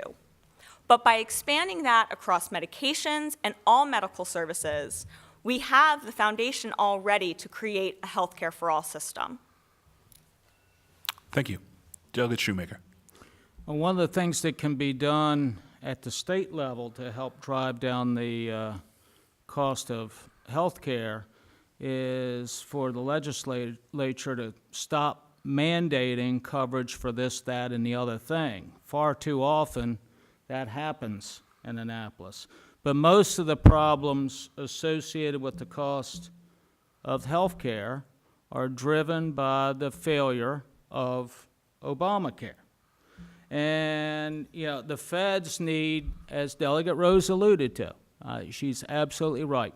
The feds need to free up competition, allow insurance companies to cross state lines to sell their product, and allow the market and competition to drive down the cost. This has to be done by Congress. This is above our pay grade as legislators. I think the last thing we need is for a Maryland version of Obamacare, for crying out loud. So, thanks. Okay. Mr. Ellin. Thank you. 4 years ago, first of all, I'm an asthmatic. I've had asthma my entire life, and 4 years ago, my wife and I were in Italy, and I carry my inhaler with me all the time. I went into the pharmacy to pick it up. It cost $4 in Italy. The same inhaler here in America, the greatest country on earth, cost $60. One of the reasons we have such an issue is because of the lobbyists and because of the pharmaceutical companies that charge outrageous prices for our medicine. So I think a good start, and obviously that has to be done on the federal level, is let's make sure we can negotiate. Let's make sure we can get the same prices that other countries get on the medicines. Why do we, the richest country in the world, have to pay the most for our pharmaceuticals and for our prescription drugs? One of the other things that we certainly can do to address the issues we have in healthcare, and I think that's something Ms. Krebs can address after me, is that we can have preventative medicine. An ounce of prevention is worth a pound of cure. There are certainly some programs that Maryland has instituted where there are bonuses to hospitals, and that should be expanded to internists, to other healthcare providers, that if you keep the patient safe and if you keep them healthy, there is a bonus to you. I'm sure we all know someone that's developed an infection, but for one reason or another, they couldn't afford to go to the doctor to get their antibiotics. And what ends up happening is they become septic, they become hospitalized, and they have $250,000 in medical bills that forces them to file for bankruptcy. That is ridiculous. It shouldn't happen in our country. People should be able to not have to choose between their groceries and their prescription medicines, and that needs to be fixed. Thank you. Delegate Krebs. Thank you. I could go on for this forever because I sit in this on my committee day after day after day after day. And since the beginning of the Affordable Care Act, and the word affordable is an oxymoron because that is just absolutely the opposite of what's occurred. The Obamacare was a disaster to begin with, and it's collapsing today. It should have collapsed 3 years ago. If they'd let the insurance companies get what they were supposed to get back for what they're charging for patient care, it would have collapsed several years ago. But it's collapsing of its own weight, and that's because we just are paying for more of the same broken system, except you have the taxpayers now paying for more of the same broken system. The one thing that I would do, and it's many things, but it's the cost of health care. We've got to look at the underlying cost of health care because that's what drives up health insurance. And there are a million things that need to be done, but there's a lot of money in health care, whether it's pharmaceuticals or hospitals or doctors or all of the above, medical devices. There's a lot of money in it, and a lot of people don't want it to change because it affects their pocketbook. Medical malpractice is a huge piece of doctors prescribing, doing things that they probably shouldn't do. There's all of the above if everybody gives up a little. But we've done a lot, we are doing a lot in Maryland to try to get to the root of the problem. You mentioned the all-payer model, that we have this unique all-payer model. It was in the paper today and yesterday. It's very complicated. Maryland has had this all-payer system for many, many, many years. But we were getting ready to lose our waiver from the federal government because our previous governor, O'Malley, had put a tax on hospitals, and the hospital said, hey, we're not going to pay for a tax on hospitals. So we almost lost our waiver. So the Hogan administration for the last couple of years has been renegotiating the waiver and basically is expanding it. We're going to pay for more. Hospitals care more now, not about the treatment that you get, but keeping you out of the hospital, keeping you healthy, and following up when you have a problem. So we're focusing on health instead of paying for more of the same system. We also have got to look at curbing high drug prices. I got a prescription the other day for a little thing of lotion I paid $25 for. I looked at the tag, it said $578. And I'm like, $578 for 3 ounces of something? We've got to look at curbing high drug prices as well. Okay, thank you. All right. I'm sorry. Did you get a chance to answer, Delegate Rose? We start with you. Okay. This happens to me once a forum. I lose my spot. All right. This next question will start with Delegate Shoemaker. The Supreme Court recently ruled to allow sports betting in all states. What is your stance on sports betting in general, and what would you require of any legislation to allow sports betting in Maryland in order to vote in favor of it? Being a member of the Ways and Means Committee, you know, gambling, gaming falls under our purview. I supported legislation this year that was predicated on what we anticipated the Supreme Court would do on the sports gaming issue the other day. We anticipated that they would rule as they did. And we passed out of our committee, and it passed through the House of Delegates. And basically, I think it was like 120 to 11 or something like that, or something along those lines, 125 to 11. And basically what it would have done is it would have put that sports gaming on the ballot to allow, as a constitutional amendment, to allow the people of Maryland to vote as on the issue of whether to have sports gaming in Maryland. And I'm certainly supportive of that concept. I'm also supportive of the notion of having sports gaming in Maryland, despite the fact that I'm a good old Southern Baptist and we don't like gambling. But, you know, I would certainly support having that in Maryland. Only a small percentage of gambling revenue in the entire state of Maryland would ultimately be derived from sports gaming as a result of the analysis that the casinos and the racetracks and all have done. But I think it should be on the ballot for the voters to vote on. I'm not sure we need a special session to do that. Maybe it can be on the ballot in 2020. Okay, thank you. Mr. Ellin. Thank you. We already have casinos in Maryland, so I see no problem with allowing betting on sports at this time. If we don't allow it, the people are just going to do it somewhere else, or they're going to do it on the internet. So we might as well make money off of that and tax that accordingly. Now, what do we do with that money that's going to be coming in, the additional revenue from people betting on sports, which I would recommend for almost all people out there not to bet on the Orioles this year. I think that would be a bad bet. But we need to have a strong lock on that box. When we had our casinos, when the casinos were passed, the money was supposed to be put away and used for educational purposes. I think we need to make sure that any additional funds that are garnered and come into the state of Maryland are put to a good use, whether that's to combat the opioids, whether that is to go into the school system, but I think it should go to a benevolent cause. Okay, thank you. Delegate Krebs. Thank you. I have no problem with sports betting. Unfortunately, because we ended up putting all of our gambling legislation into constitutional amendments, it now has to go to the voters, and it goes into our state constitution. I don't believe that that kind of legislation belongs in our state constitution, but years ago, for a number of reasons, they decided that anytime we change anything to do with gaming, casinos, gaming, slot machines, we have to go back to the voters, and it changes the state constitution. So when you pick up your little state constitution, it has all these laws in there about gaming, which they really don't belong. Anyway, the one thing, as was mentioned before, we should ensure that the money from casinos and gaming goes where it was supposed to go. I ended up voting against the casino bill, I guess in 2009 or 10 when it went through, because there was nothing in there to make the money that they sold to everybody for education trust fund. And they put an education trust fund in there, but no additional dollars, read my lips, no additional dollars out of that trust fund have ever gone to education in the state of Maryland. So in November, finally, after 10 years or whatever it's been, you will have a chance to vote whether that money should go to education. And it should have gone to education all along as it was sold to people. So we're finally going to fix that a decade later. I'm not sure who saw the light when, but that's fine with me. So hopefully this sports betting will be the same way.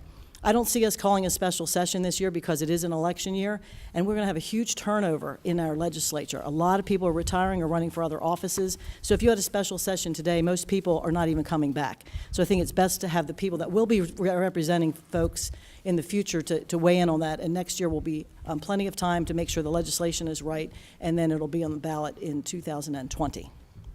Okay, thank you. Delegate Rose. Thank you for that question.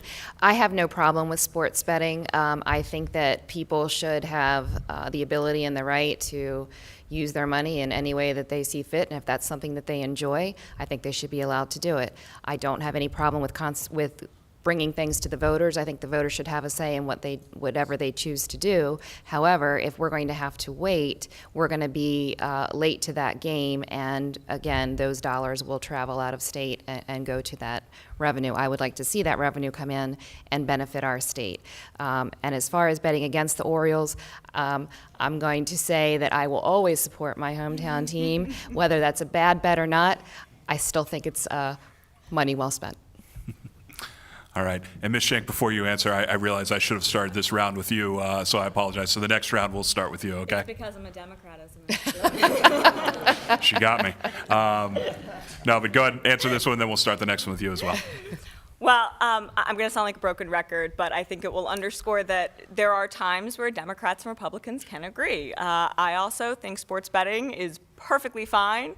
I would welcome it in Maryland, and I think taking those revenues rather than losing them to the internet and putting them to good use within our government is an excellent idea. Okay, thank you. All right, and as promised, we'll start this next one with Ms. Shank. And for the record, are you accusing the liberal newspaper guy of being the... For the record, no. Okay, just checking.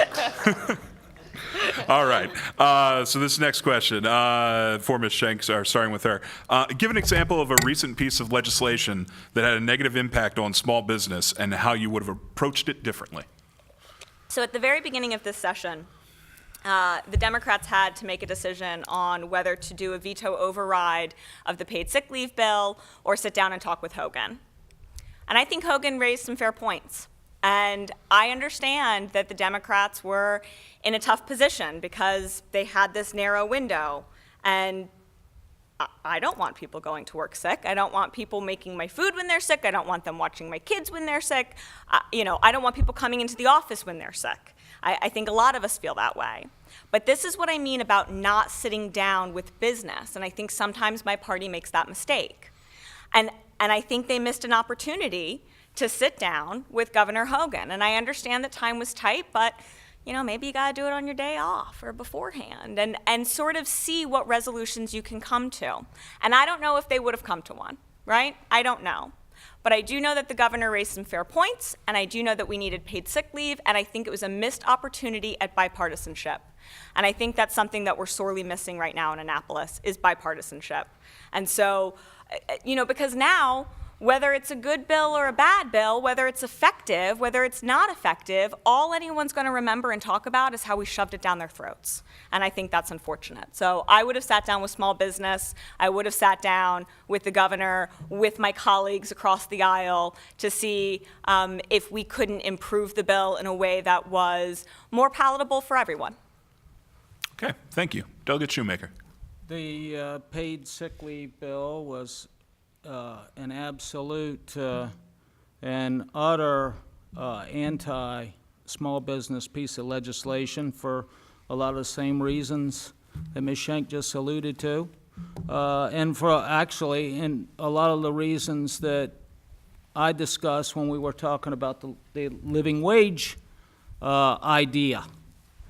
The governor offered a compromise piece of legislation that would have applied paid sick leave to employers with 50 or more employees, and Democrat leadership, Mike and Mike, they absolutely refused to budge on that and shoved a piece of legislation down the business community's throat that applied to 15 employers with 15 employees or more.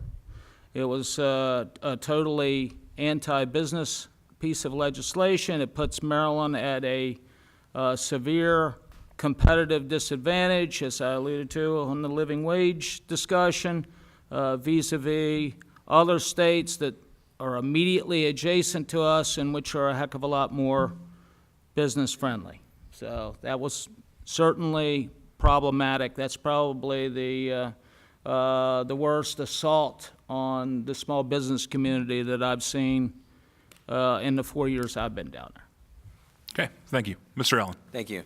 Again, I would say the sick leave bill that requires 3 sick days for all businesses. I think it's one of those things that in theory you hear it and you say, look, I don't want people that are sick coming to work. And like Ms. Shank said, you don't want people making your food that are sick. However, there are unintended consequences, and that's what people fail to realize when certain bills are passed. Vacation time is not mandated in Maryland. Most employers, if they want to keep their employees and have good employees, offer vacation time to their employees. However, what many small businesses have had to do since the 3 sick days have been implemented is they've simply removed the vacation time that they've given to their employees. So before you had 2 weeks vacation time or 10 days from business, now they're required to give you 3 sick days. Well, that's fine. I'm going to remove 3 of your vacation days. You now have 7 vacation days. And it's just an example of government overreach. And it does cause businesses to move out of the state of Maryland when you implement something like that.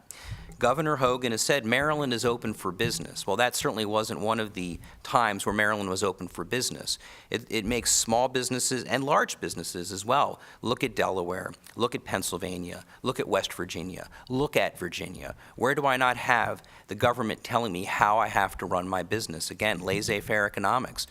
Businesses work better when you have successful people running them and are not being told what they have to do by the government.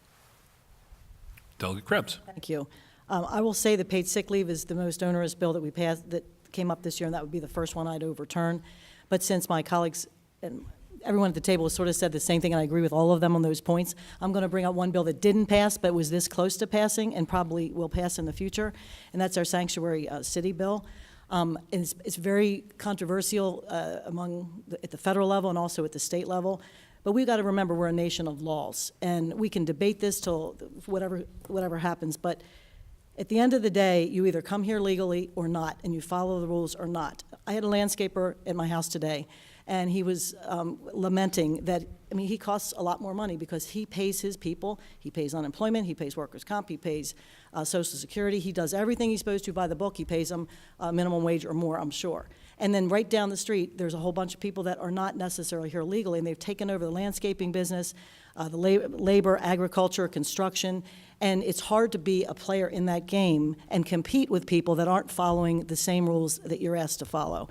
And it's interesting how some of my colleagues on the other side, they keep wanting to put more and more and more and more regulations on business, but then they let these sanctuary cities, and they want to let these sanctuary cities go through, and that means people are here illegally, and they cannot work unless they work under the table, and they work illegally. And it's affecting industries dramatically across our state, and it's not fair.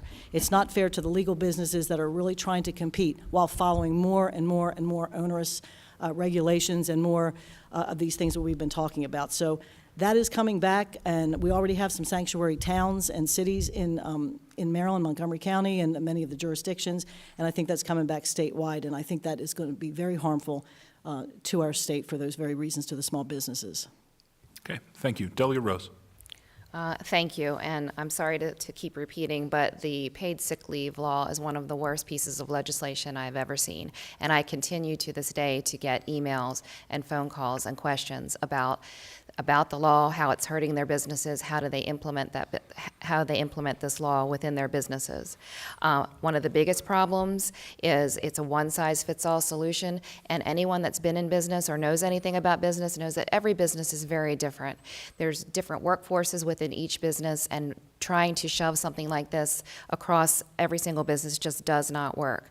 One of the #1 problems in Annapolis is we have a lot of lawyers, and then we have a lot of people who have never truly, sorry, Haven, who have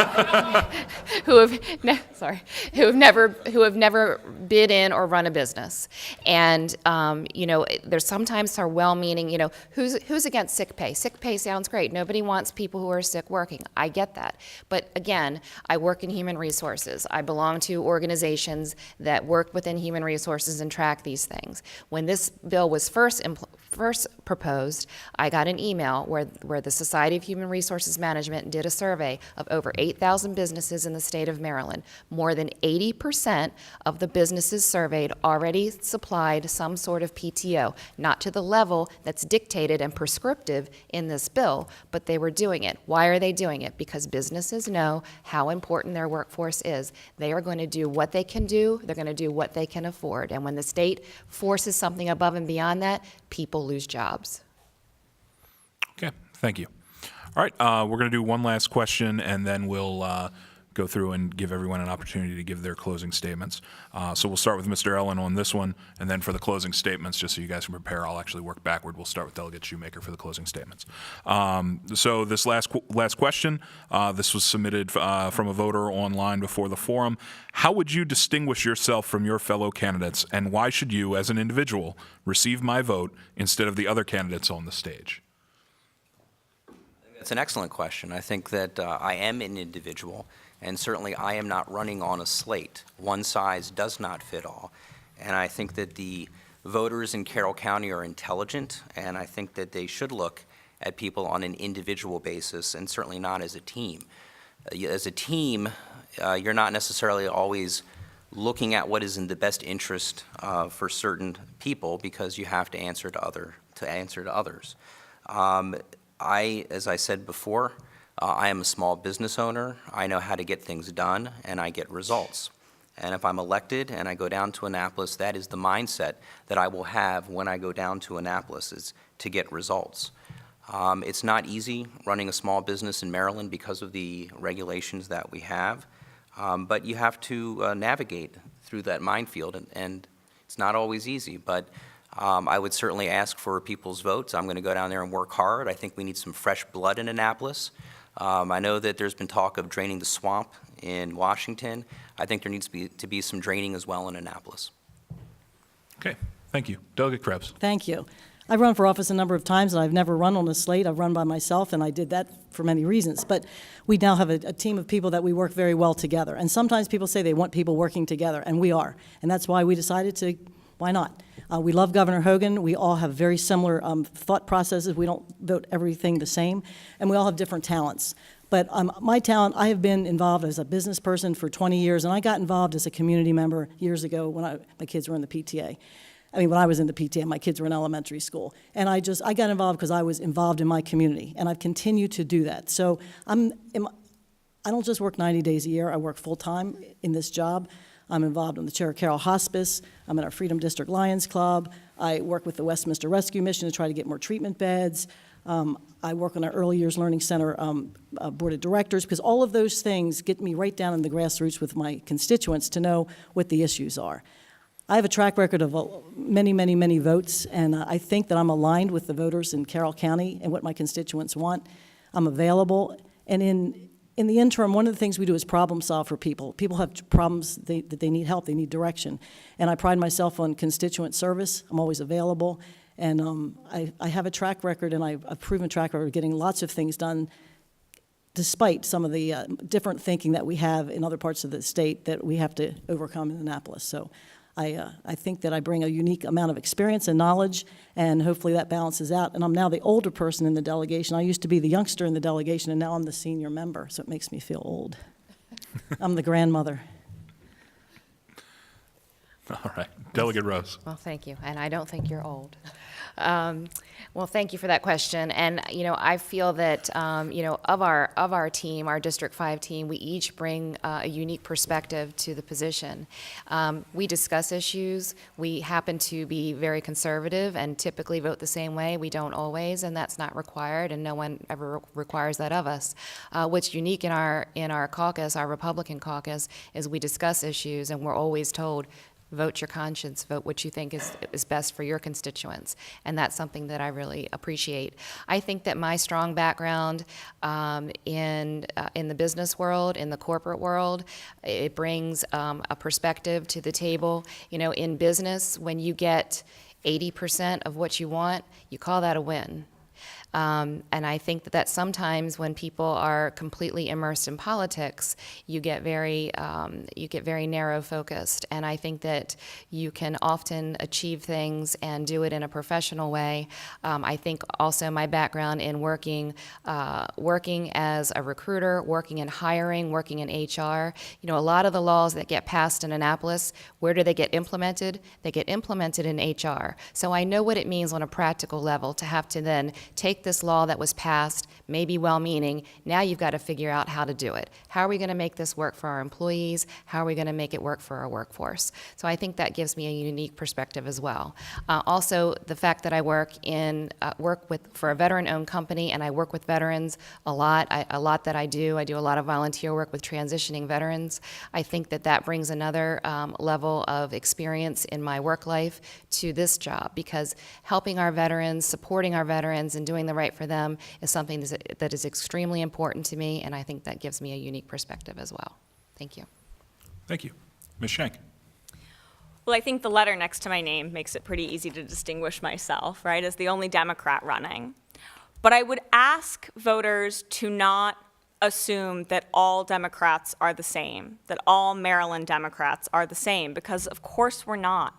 And just like Republicans don't always vote exactly the same, Democrats are not the same way. Now, Annapolis has become a political machine, and the last thing that I will be is another cog in that machine. It's not about whether we need fewer Democrats or more Republicans. We need people that are willing to take a stand and be accountable to their community.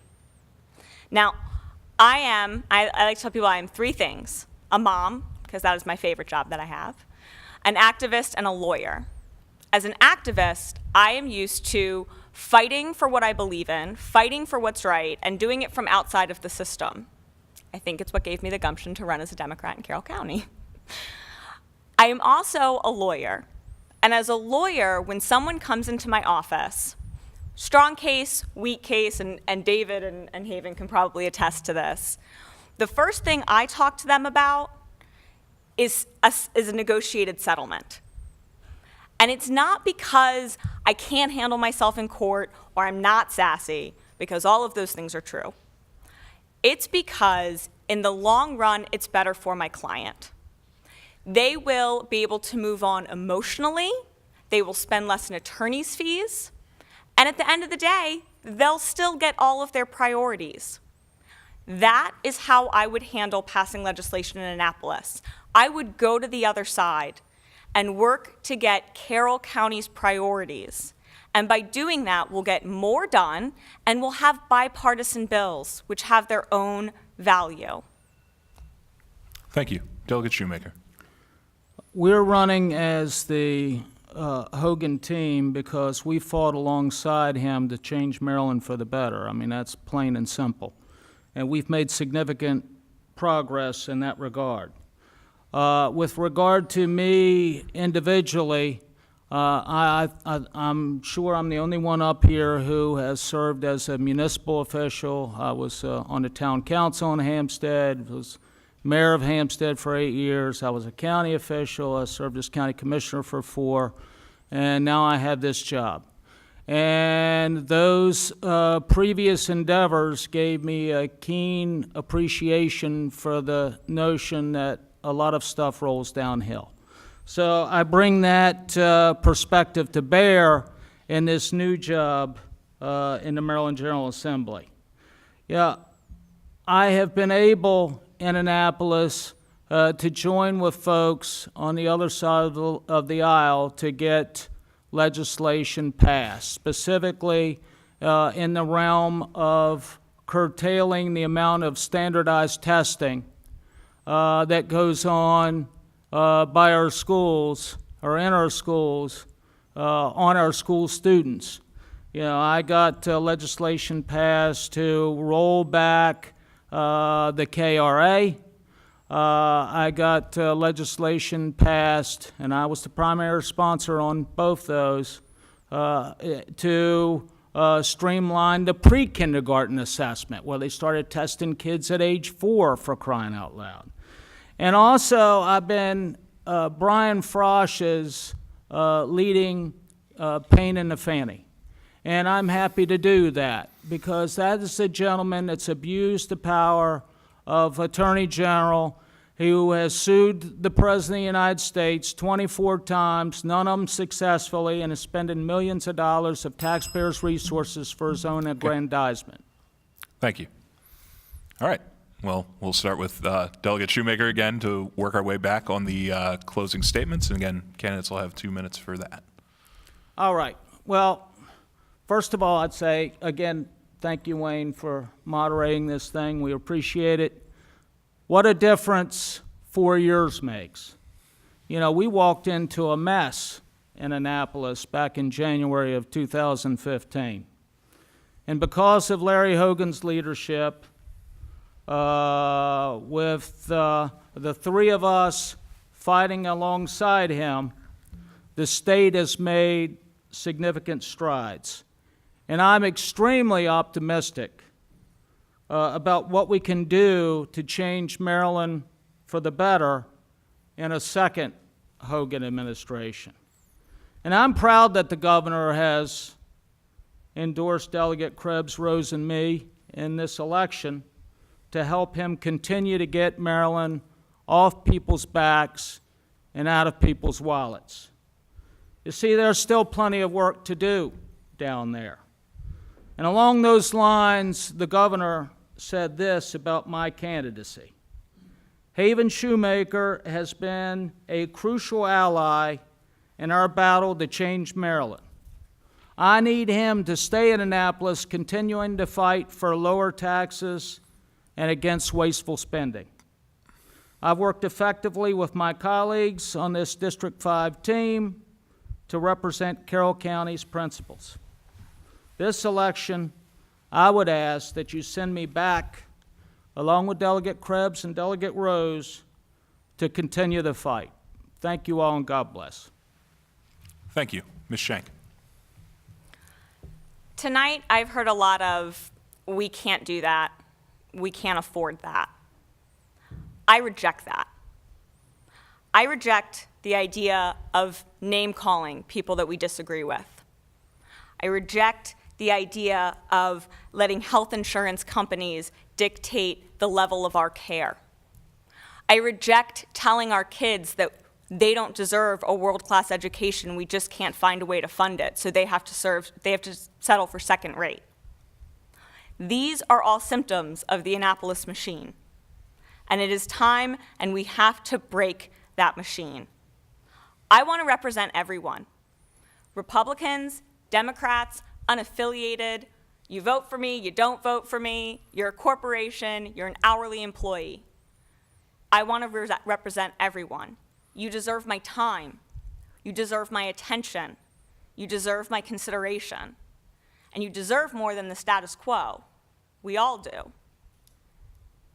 It's time to send someone to Annapolis who is beholden only to Carroll County, not to party, not to special interests, and not to the machine. And so I would ask for your vote in November. Okay, thank you. Delegate Rose. Thank you.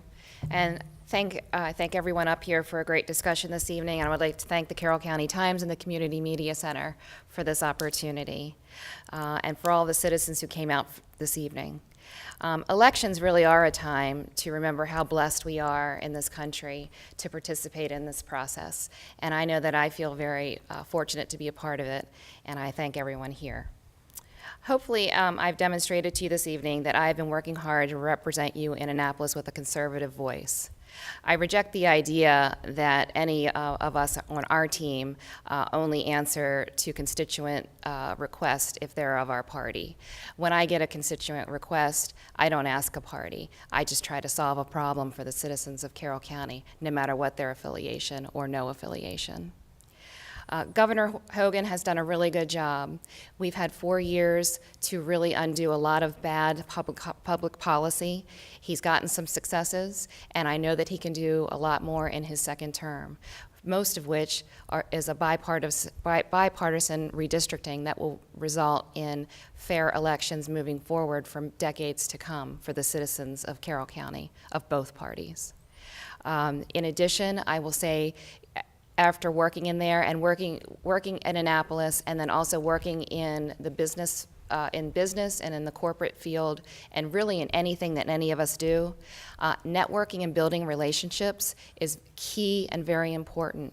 And you know, there is a lot of bipartisan work that does get done in Annapolis, but it requires building relationships with people. And all of us, the three of us, have done that very, very well over the past term. And I would like to continue to do that, because that's how you really move legislation forward. The joke in Annapolis is you can sometimes pass a bad bill in 1 year, but a good bill takes 3 or 4 years to get passed. And so there's a lot of legislation that we've been working on and that we'll continue to work on together. And 2 minutes goes by really fast. I ask for your vote Thank you. on June 26th. Thank you very much. Okay, Delegate Krebs. Thank you. First of all, it's just been a blessing to be able to serve and represent Carroll County for the years that I've been elected, and I really appreciate that. We are so different here in this county. We do things for ourselves. We take personal responsibility. People help each other. Churches help each other. And it's just a whole different world. And when you talk about the machine, we do have a machine in Annapolis. And there's no doubt about it. It is a political machine that's been there for many, many years, and it is a Democratic stranglehold. And if you think you're going to go down there and buck their system, you're a little naive, because you can't. If you can't, or you get nothing done, because the Democrats are told exactly what to do. The Republicans are told vote how you want to vote, and we philosophically have a different point of view about the role of government than the other side. And it's not that they're bad people, they just have a different point of view. They believe government helps people, we believe people help people, and government should help as well. But we believe you first go to the people. And we try to look at that and get people jobs, get them off of generational welfare. Some of my colleagues on the other side love generational welfare. They love to say, look what I've done for you. I'm keeping you on this Medicaid for life or for generations. We don't believe that. We want to empower people. We want to help them. So it's just a philosophical difference of two parties that have become more divergent in Maryland over the years. 95% of the legislation we agree on, and we work together on, and we compromise on. As I was saying, I serve on the Health and Government Operations Committee, and I impact, there's not a bill that goes through our committee, rarely, without bipartisan support. We have maybe one bill a year does not get full support, because we work together on that. And I work very hard. I just got appointed to the 911 Commission by Speaker Bush, because he knows I work hard, I show up, and I get involved, and I do my homework. So I think we are well respected down there, our team. We work very well together. But I'm always mindful that this job that I've been elected to belongs to our community. And I'm committed to being accessible in communication with the people in my community. That's why I'm involved all the time, every day. I've got something going on in our community. My home phone number and email are widely available, and I value each and every opportunity I have with my constituents. And my most important Thank you. endorsement is from you, and I ask for your vote on June 26th. Okay. Mr. Ellin. Well, since people seem to be running out of time, I'll just ask for your vote first and work from there. I'd like to first thank the Community Center, and Wayne, I'd like to thank the Carroll County Times as well for hosting this event tonight. As you heard, I am not part of the status quo. I cannot read to you my endorsement from Governor Hogan. I am an individual. I am not part of a slate. I think the people of Carroll County are educated. I think they take elections very seriously. What I would like to see is more than 20% of the registered voters come out to vote. It is a shame that in the United States of America, that only 1 out of 5 people in Carroll County are going to come out and cast a ballot on June 26th or during the early voting. I think the people of Carroll County can see why there is a slate running against me on the Republican side. I think it's very easy. I'd also ask people to do your homework and check out the delegates that I am running against. Check out what they have done for Carroll County. Don't just look at what bills they have sponsored or hopped on at the last second so they can say they co-sponsored a bill. Look at the results. Look at what they've actually gotten passed and what they've brought back for Carroll County. If you're happy with the status quo and you would like career politicians in office, then do me a favor and don't vote for me. If you want someone who's going to go down there and be energetic and who is going to get things done and bring results back to Carroll County, then I would ask for your vote on June 26th. Thank you. Thank you. We'll turn things back over to Mr. Charles Harrison. Thank you, Wayne. thank the panelists and the candidates for really coming out and participating with us and showing that side of what they present to the citizens of Carroll County. I'd also like to thank you, my moderator, Wayne, editor of the Carroll County Times, but particularly to thank the audience for participating with us today and those who submitted those thought-provoking questions. Thank you very much. I would say thank you to the Community Media Center, but this is your center. We do this for you. So, Richard, a little thanks. Okay. Listen, tonight's program will be rebroadcast on channels 19 and 23 and on demand at our website at carrollmediacenter.org. And before we go, I'd just like to encourage everyone to learn a little bit more about the candidates, what their positions are, and what they stand for, and be certain to go out and vote in this upcoming primary. Your vote is very important. It is more than just a right, it is a responsibility. So I would say to each and every one of you, travel safely. Thank you for coming, and good night.